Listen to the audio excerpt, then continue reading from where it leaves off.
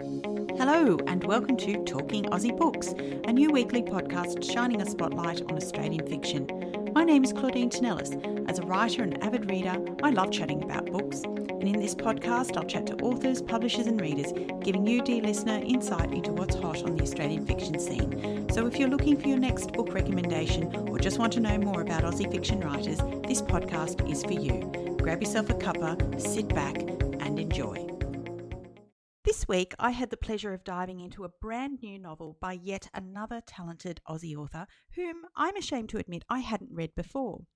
Lisa Ireland is a best-selling author of 6 books. A former teacher, she lives in a seaside town on Victoria's Bellarine peninsula where she now writes full-time. Her latest novel, released by Penguin at the end of April, is very aptly titled The Secret Life of Shirley Sullivan and follows the story of near 80-year-old Shirley who plans to break her 83-year-old husband Frank out of the aged care facility he's in and take him on the holiday he's always dreamed of having. The novel was everything I love in a good book. It was rich with detail, multi-layered in its exploration of themes as relevant today as they were back in Shirley's youth. It contained true-to-life characters who had to negotiate everyday concerns and dramas, just as we do, and its heart explored love in its many forms in a thoroughly poignant and heart-wrenching manner. It made me laugh, it made me cry, and I was devastated when on the last page I was left to ponder Shirley's fate. I was so enamoured with Shirley's journey and Lisa's skill as a storyteller that I can't wait to get stuck into her backlist of other books. I'm so excited to welcome Lisa to the podcast today. Hi, Lisa. Hi, Claudine. Thank you so much for having me today. Congratulations on such a beautiful book. How proud are you to see Shirley out there and hearing such glowing praise for this story? Oh, thank you. Yeah, look, this is a book that is very close to my heart. It actually has quite a lot of family connection for me. So it's really the book I've most wanted to see on the shelf. Of all my 6 books, this is the one that I was really looking forward to seeing her out there. And the people at Penguin have given me such a beautiful cover. I find it difficult to love my own work. I'm very self-critical, but I am pretty happy with Shirley. In fact, when I said that to my agent, she said, "Goodness me, I'm about to fall off my chair because I don't think I've ever heard you say that." It would be really difficult for me to say that I'm proud of it because I can always see flaws that I would go back and correct, but I am pretty happy with it, and it was a really exciting moment to see her on the shelf. It's been 2 years since your last book, The Art of Friendship, was published.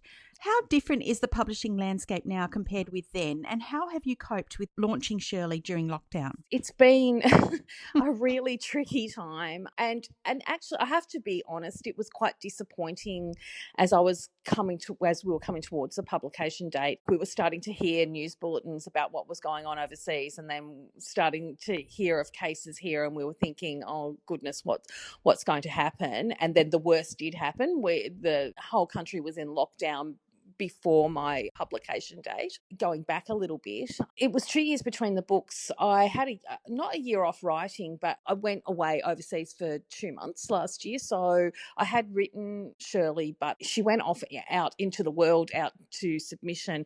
That process was all sort of like halted a little bit because I had a 2-month holiday overseas with my families, which ended up meaning that she was slotted into publication for sort of mid this year. So yes, 2 years between books for readers. So I was really excited about having a release and had put lots of time and effort into, preparing readers for my books coming out in April. And then, of course, shops were closed. And I have to be honest, I was really bitterly disappointed. And my publisher discussed with me, would it be the best to push the title back, which some books have been pushed back, as you would know, to later in the year. But it was really a bit late for that to happen for my book because it had already gone to the printers. It was already sitting in the warehouse ready to come out. So just logistically, it would have been very difficult to push it back. So I was sad about it, but it's actually turned out to be, I wouldn't say a blessing in disguise, but I'm really grateful for the way everyone has come together to make the launch and the release of books during the pandemic a really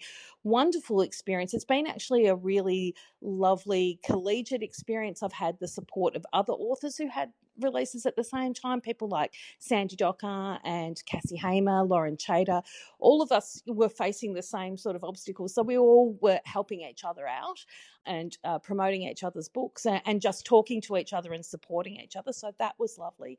And then we've had lovely booksellers and book bloggers, podcasters coming together to provide us with opportunities to promote the book. So it was scary, I guess, Claudine, going into it. I was worried about what was going to happen, but it's turned out that, and readers have been fantastic. They've gone out of their way to try and source the book. So it hasn't been the terrifying and horrible experience that I thought it was going to be. It's actually turned out to be pretty okay. So for those who are yet to read Shirley, can you tell me a little bit more about it? As you said in the intro, she's an almost 80-year-old woman who actually steals her husband from his nursing home in suburban Sydney. Now, Frank and Shirley don't come from Sydney originally.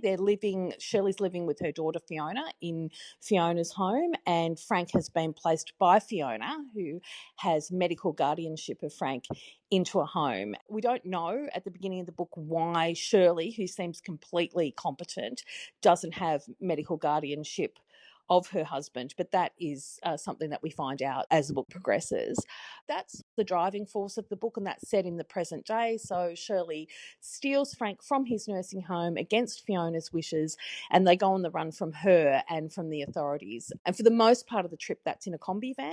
And the reason for that is that Frank has always wanted a combi van. And Frank, of course, has dementia. And so this adds, at times, comical, but a lot of times not comical, quite sad and quite poignant moments to the story. Shirley, in the beginning, really thinks if she can just get Frank out of the home, everything will be all right.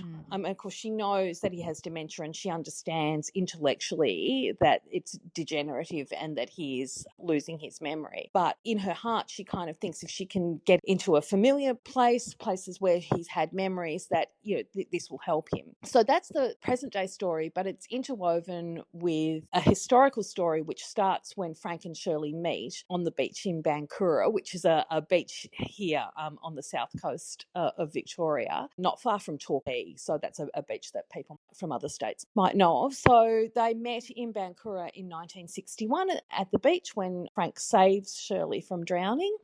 And that's the beginning of their relationship. So we follow then their relationship from the day they meet and then through to marriage and children. And then eventually the two timelines marry up and meet. So at the conclusion of the book. So that's kind of the book in a nutshell. And I think I really loved writing. This is the first time I've written an historical timeline, and I've really loved doing the research for that and writing those scenes, because I describe myself as a contemporary fiction writer, but I really did love delving into that history. Actually, it's a bit freaky for me to call it history because I was born in the 1960s, and I'm like, oh, this is it's considered historical. I'm historical now. What inspired you to write this particular story? Two separate things. I was halfway through a different book. I'd written about 40,000 words, 30 or 40,000 words of a book called Pieces of Me. And that's another reason that there was 2 years between books, because I'd half written another book and then I threw it in the bin.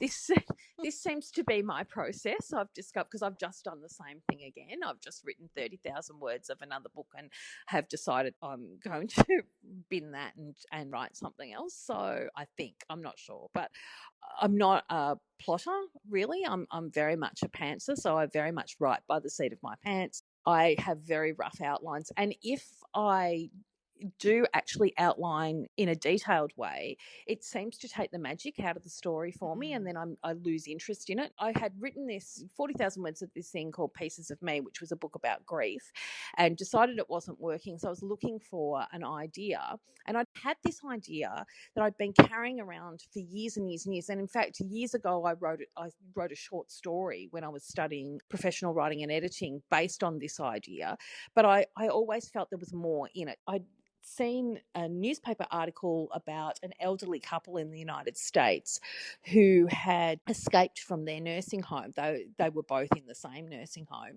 And they'd gone on the run from the authorities for about 4 or 5 days, I think. And partway through this little journey, they were actually caught by the police or the sheriff, the local authorities in any case, and they managed to escape from them and go on the run again. So I just thought that was classic. They were a real kind of Bonnie and Clyde to me. And the thing was that they weren't, we often hear about people wandering off from nursing homes, particularly in the past when security wasn't as tight as it is now, but it still does happen from time to time. But these people hadn't wandered off. They had they were setting off on a journey somewhere. I always wondered where they were going and why they had decided to take this journey. So kind of had that idea sitting in the back of my mind for years and years and years. And then about 2 years ago, around about the time that I was getting frustrated with this other novel, my house had been flooded and I had to unpack a whole heap of boxes that had been stored in a cupboard, and one of these boxes was a box of memorabilia that I'd brought from my parents' house after my parents had died, and I'd never really looked in it. I'd just sort of brought the box. It was like an old cardboard archive box, and when I opened it up, it contained all these beautiful old photos and 67 love letters. And the love letters were in equal parts, half from my mum to my dad and the other half from my dad to my mum. I sat down and I read them I put them in chronological order and I read them. And to me, it was like reading a beautiful novel, like a beautiful romantic novel. But I was aware that, because I was thinking, oh, this would make a great story. But then I'm thinking, well, would it? Because I'm enamored of it because they're my parents. But would other people be interested in this? And that's when I kind of thought, if I married the two ideas together, then I could really have something. So that's pretty much where the inspiration came from. Lisa, preparing for this interview was a little bit harder than most I've done in recent times, and I was wondering why that was. I'm usually quick to articulate how I feel about a book and able to distill the questions I want to ask an author. But in the case of Shirley, I found that my feelings about it were very complex, and I realised it was because it felt so personal in many ways. At the heart of this is Shirley's love for the people in her life and the inner conflict she battles to be all things to everyone all the time. Her struggle felt so real. So I wanted to ask you, how were you able to get into this headspace? Well, that's a really good question. I do feel that it was quite a personal novel in terms of I had my mum in mind a lot of the time when I was writing Shirley. Now, not that it's definitely not based on my mum or my parents' story. We talked off air a little bit about Shirley has a big secret, which we don't want to give away. But when readers read the book, then they'll see what I'm talking about, that it's definitely not my parents' story. It's because they were very happily married for many, many years. It was sort of based on the experience of being a woman my mother's age and living in that time. And what I mean by that is that my mum grew up in an era where women were expected to, be obedient pretty much. And the scary thing about that is that it's not that long ago. She grew up here in Geelong, where I live, as you said, on the Bellarine Peninsula. So Geelong's the nearest big town. And the early part of the book is set in Geelong, the historical parts. I had all those rich experiences that had been told to me as family stories, and I injected those into the book. When I was talking from Shirley's point of view, I was imagining what it was like to be my mum in that time. So she grew up wanting to be a good girl, to do all the things that society expected of her. And the interesting thing about that is it's not the way she raised me. Like, she raised me to be strong and to be independent and to go after whatever I wanted. And if marriage and children was among those things, then that was great, but they weren't the only things, whereas she'd been raised very differently to that.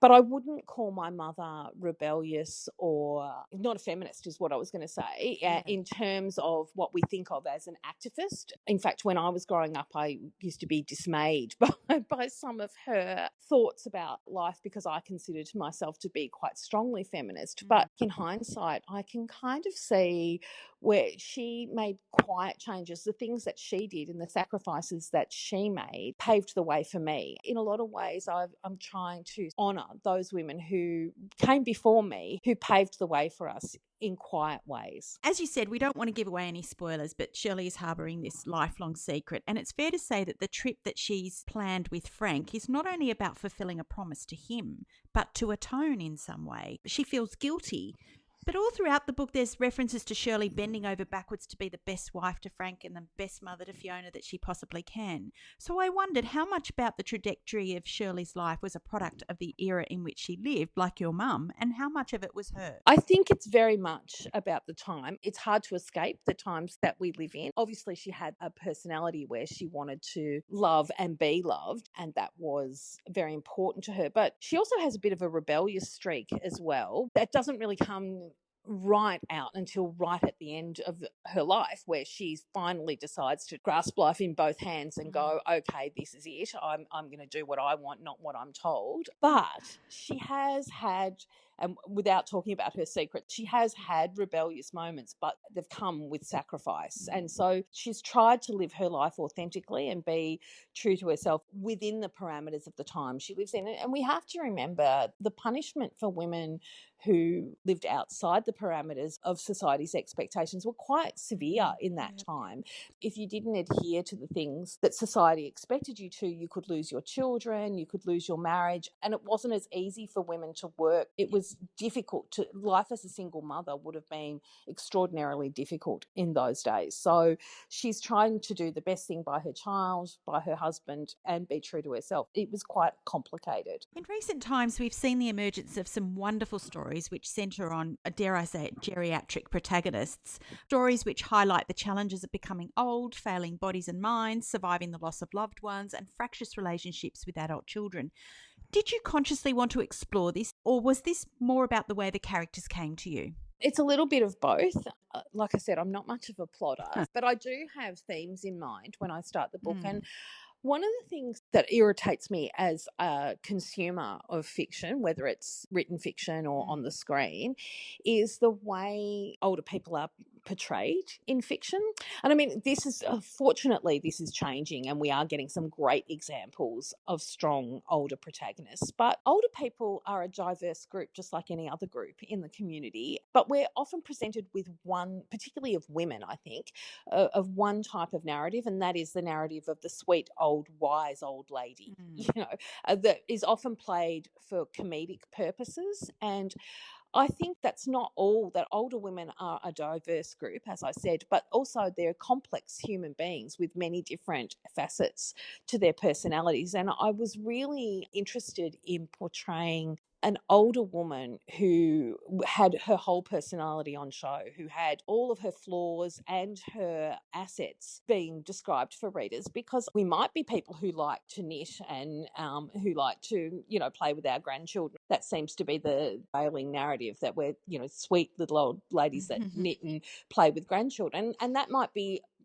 true for lots of women, but that's not all that they are. They have complex personalities and many skills and lots of knowledge. And I wanted to explore that. Obviously, I wanted to also explore dementia, because Frank has dementia. And I think that's another aspect that we gloss over and can sometimes play for comedic value as well. People who are suffering from Alzheimer's is a really very debilitating and heartbreaking disease, and I wanted to show that in the most realistic terms that I could. I've had lots of feedback from people who are caring for people who have Alzheimer's, and I did do a lot of research into it, and the feedback so far has been overwhelmingly good. My grandfather actually had Alzheimer's. The framework for Frank was my grandfather, but of course I did lots of other research and spent many months actually researching dementia and speak with people who have dementia and speaking with their carers and reading up and going to conferences, doing lots of stuff, because there's nothing worse than when you're experiencing something yourself and you see it represented in fiction and it doesn't represent your experience. And of course, we can never represent accurately every single person's experience, but I wanted it to resonate with people so that they felt seen. Now, Shirley's relationship with her daughter Fiona was very hard to read about. I found Fiona extremely difficult and, dare I say it, ungrateful. No parent wants their child growing up feeling beholden to them for the sacrifices they made to rear them. But I felt Fiona's inability to empathise with Shirley really difficult to take. It really got up my nose. She can't understand her mother's choices and resents her for them. But as you say, it was the women that came before us that paved the way for the choices and the life that we have now. But do you think there's more to it than that she just can't understand her mother's choices? First of all, we only ever see Fiona through Shirley's eyes. Mm. So I think if Fiona wrote the book, it would be, It would be different, yeah. we'd get a different story. And I think and I was aware of that when I was writing it. Poor Fiona, I knew she was going to Poor get Fiona. stick. Knew she was going to get stick from people because she does come across as very unsympathetic. The reason for that in Shirley, like I wanted to show readers through Shirley's eyes why she'd become this desperate, because Fiona won't listen to her, because otherwise the book wouldn't work. No one would be that desperate if a conversation could fix it. I had to build that into the relationship to show that they've had a long history of misunderstandings. Without giving away a spoiler, there's something tragic that happens to Shirley that affects Fiona as well. First of all, Shirley suffers from depression for quite some time when Fiona is just a very small child. Whilst she recovers from that and goes on to mother Fiona quite almost aggressively. She's a very committed mother. But I do think that when we have small children, if we don't bond when our children are very small, doesn't mean that that relationship can't be repaired, and it has been repaired, but it did leave scars in Fiona's case, and she feels her whole life that she has to make up for this grief that her mother is suffering and be all things to her mother, which in a way is sort of like the next generation of female guilt. It's a different type of guilt to the secrets that Shirley has and the guilt that she has. But once again, Fiona's trying to make everyone happy. But of course, it doesn't sit very well with Fiona, and she's getting mixed messages about being able to have it all, but she's still feeling put upon and feeling like she has to be all things to all people. It's a subtle way of showing that as women, we've come a long way, but each generation has their own challenges. Towards the end of the book, we see a little bit of why Fiona feels the way she does, and hopefully there's a moment of redemption. Indeed, and I was going to say that. I want to clarify that in my eyes, she most definitely did redeem herself. I think with age comes understanding of our own parents. Some of us don't stop to have gratitude for the generation that went before us. But hopefully for Shirley and Fiona, after the book is finished, they'll go on and achieve a lovely relationship that Shirley's always wanted. Indeed. Now, as the story goes, Shirley buys a combi and drives her and Frank down the south coast on their way to their final destination. I understand you also did that trip. Tell me about that. I did, but not in a combi. Pamela Cook was telling me she's got a combi. She told me this after the book was finished. I wish I'd known, because I would have gone up and, had a bit of an inspection and maybe gone for a bit of a burl in that. Yeah, I did it in a very lovely, luxurious car. So it was a lot more comfortable than Frank and Shirley would have experienced. But the reason that I did it was setting's important to me. And it's probably in the past, I think, been the weakest part of my writing. I'm very much a character-driven writer. My characters come to me quite strongly. I feel like I know them. I live with them for the time that I'm writing the book.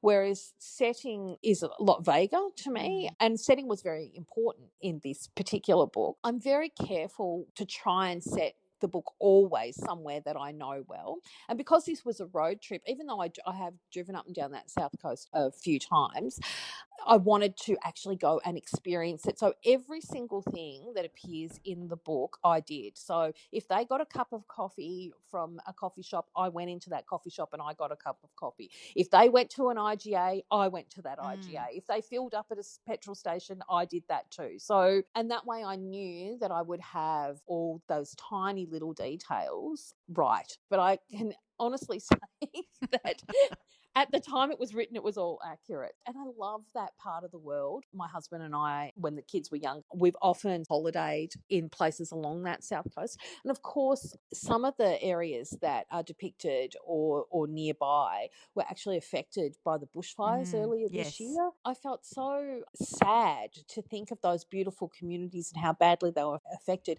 and so grateful to have done that trip so recently and been, part of that beautiful setting. So I hope when people from those areas are reading it, that it gives them a bit of comfort to think that their beautiful towns are being featured in fiction, and we know that they will come back stronger than ever in, the months and years to come. Absolutely, and I'm sure they will be delighted to know that they feature in Shirley's journey. I hope so. Shirley's granddaughter Lou turns out to be an unexpected ally and facilitates evading the authorities by putting Shirley in touch with an online community called the Sherbies, which in this case happens to be an online gaming community. Now, I don't know much about online groups other than Facebook, and I don't know anything about chat rooms. Is this something that you had to research specifically, and is this a real group? It's not a real group, but I know more about this than I care to be honest. That's hilarious. Because I have 3 sons, and my youngest son is 17. He still lives at home. In previous books, I would ask them questions about social media, because I often write young female characters, even though I don't have daughters. Maybe I put them in fiction for that reason. So I would often be asking them questions about social media and things like Facebook and they wouldn't know. They don't know. And I'm saying, but you're always online. How are you communicating with your friends? You're always talking to your friends. And I still don't really understand this completely, but they have these gaming communities and they communicate with each other through these gaming platforms. My youngest son doesn't even have Facebook. And so they were the people that walked me through that. It was such a great idea. It was perfect for what I wanted, because if Shirley had been posting on Facebook or even Instagram or Twitter, it would have been much easier for the authorities to track her and for her to be caught. Like Fiona might have cottoned on to that. No one's going to look for an 80-year-old woman in an online gaming community. Yeah. As I mentioned in my introduction, I was a bit devastated by the end because it was left to ponder Shirley's fate. But since closing the covers on this beautiful book, I've realised that you've written an epilogue. I have. Obviously, it's only for people who've read the book. Otherwise, there are huge spoilers. But I wondered what prompted you to do this. Oh, a couple of things. To me, Shirley's fate, as in exactly what happened to her, is very clear. A few people have said, oh, I didn't know what happened to her. But if you read the last couple of lines, it's actually quite clear what happens to her physically. Of course, we don't know what the impact of that will be. The book was finished. The book was completed and had gone off to the printer before I wrote the epilogue. So it wasn't part of the original story.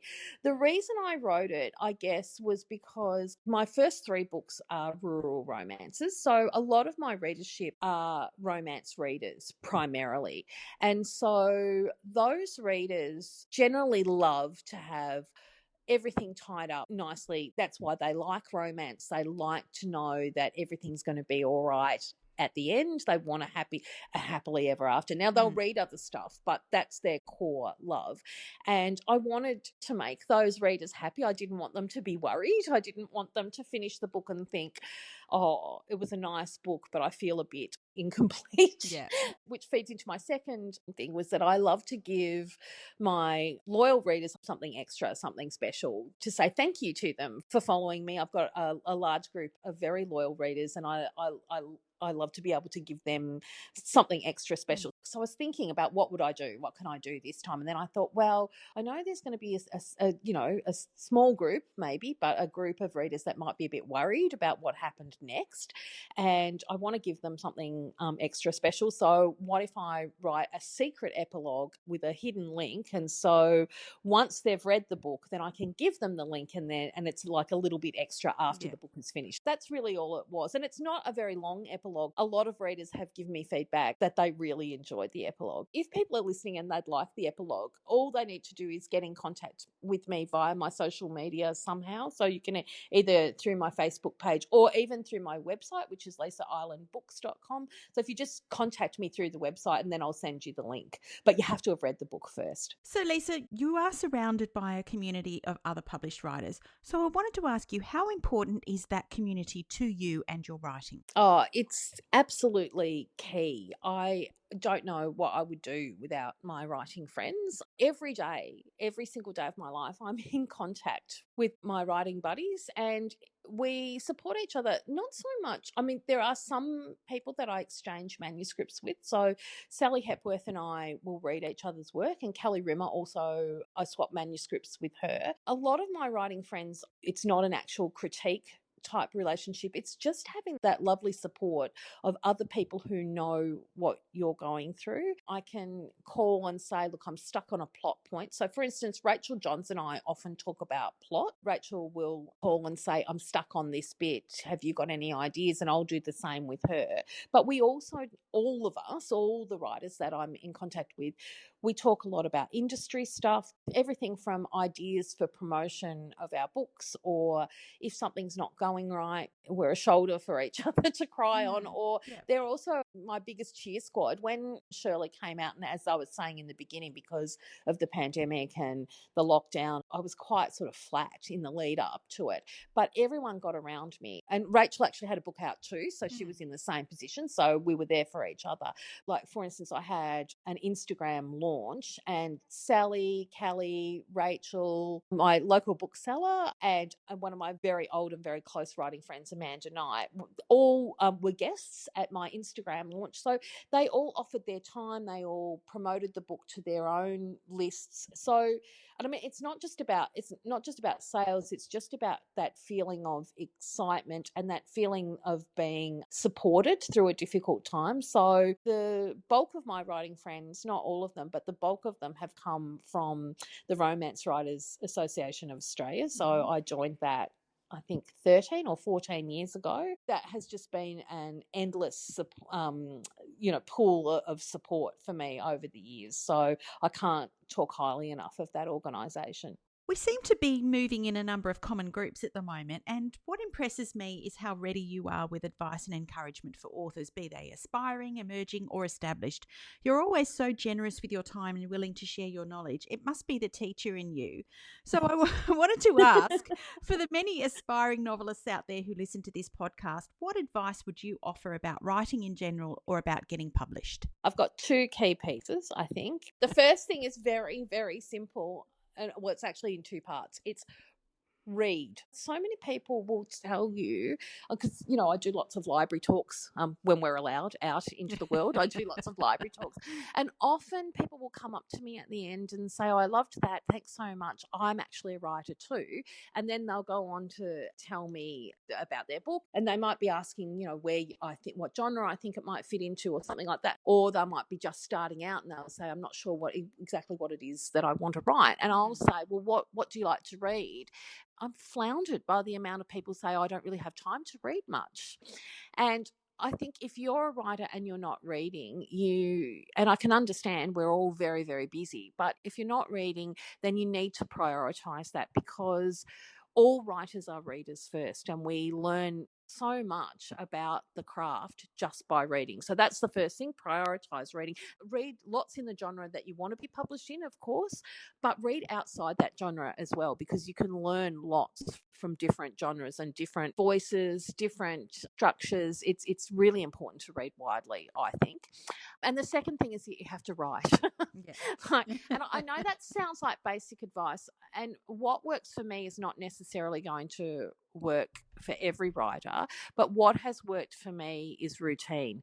Every day, even if you don't write all day every day, like you find the routine that works for you and you stick to it, because the more you write, the better you will get. Like I said to you, I'm very self-critical. I'm an A-type person. I like perfection. Writing's one of those things that you actually can't achieve perfection in. But in the beginning, I was editing too much. I would write a page and I would self-edit and edit and edit and edit. And it wasn't until 2013, RWA had a NaNoWriMo 50K in 30 days in the middle of the year. And I joined that. And because of the very steep word count goal, I didn't have time to edit. I just let myself go. And I realised that getting the words on the page is the key thing. Allow yourself to write badly, because it can always be edited. Just get the story down. The reason I think it's worth reiterating, even though many other authors have probably said it before me, is that I had to hear this a lot of times before it sunk into my head. Yeah. And I think that's the same for a lot of authors. But in terms of publishing, one of the things I want to say to authors, I'm not telling you how to get an agent or how to find a publisher, but the key thing is to get lots of advice, but check who you're getting your advice from. I feel like there's a lot of people in this industry who are prepared to take money for things that they're not qualified to be giving you advice on. So I often see writers who've been taken advantage of. Check the credentials of the person that's giving you advice. So if someone purports to be an editor, check out what editing credentials they have. Have a look at the books that they've edited. If someone's running a writing retreat, but they've never published a book themselves, then maybe you might want to keep looking further. I guess what I'm saying is writing is an art and it's a craft. Obviously, you need talent, and most writers have got at least a modicum of talent because they wouldn't pick up a pen and paper or sit at the keyboard if they didn't. But it's a craft as well, and you can learn lots about writing, but not everyone who purports to know a lot about it actually does. I'm really on my soapbox about this lately because I've heard a lot of writers who've been taken advantage of. And so, sure, do your courses. Learning is great. Get out there, but check. Ask around, ask other writers. And if you don't know any other writers, then join writing groups, join Romance Writers of Australia, join Sisters in Crime, or whatever your genre is. There'll be a group, even if it's a Facebook group.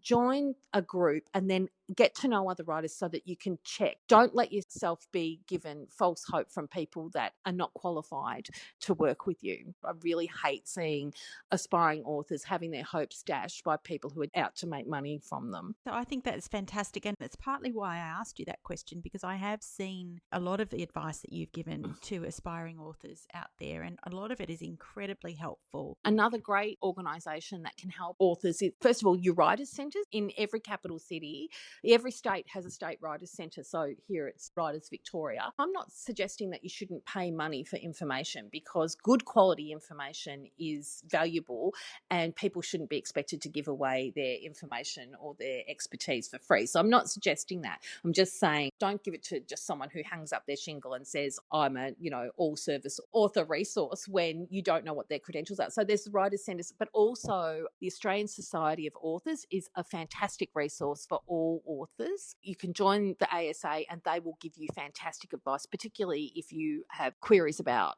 legal things. If they can't advise you, they can direct you into the right places to go. Indeed they can. That's perfect. Thank you. Lisa, it's been an absolute pleasure to chat to you today. I could chat about your book all day, to be perfectly honest. There's so much that we haven't touched on. But I urge listeners to find a copy of The Secret Life of Shirley Sullivan as soon as you can. Thank you so much for joining me on Talking Aussie Books today. Thanks so much for having me, Claudine. I've listened to the podcast so many times. It's really exciting to actually be on it today. Well, that's a wrap, folks. If you enjoyed this podcast, please leave a review on iTunes or drop me a line via my Instagram at Claudine Tinellis or on my webpage, claudinetинellis.com. Thanks for listening. Until next time, happy reading.